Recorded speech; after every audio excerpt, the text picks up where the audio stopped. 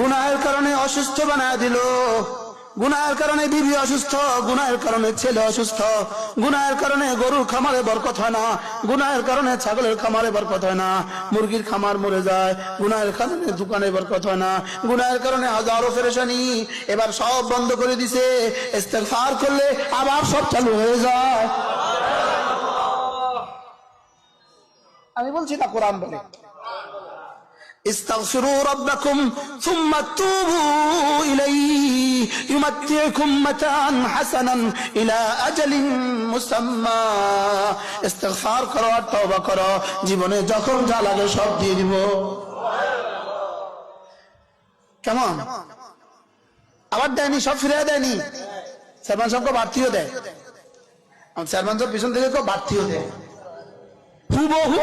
Chairman সাহেব আয়াত কি বলে এবার দেখেন, ইউমাতিকুম মাতান হাসানান, আমি জীবনে যা লাগে সব দিয়ে দেই, ওয়া ইউতি বি ফাদলিন ফাদলাহু, আবার বাড়তিও দিয়ে দেই,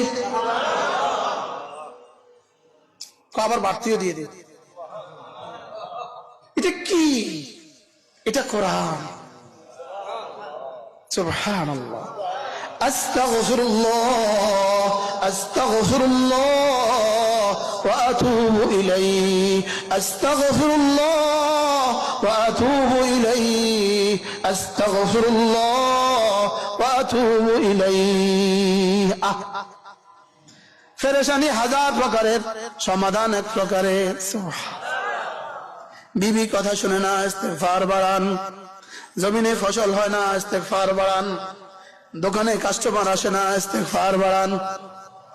ছেলে কথা শুনে না, ইস্তেগফার বাড়ান। শুধু ইস্তেগফার।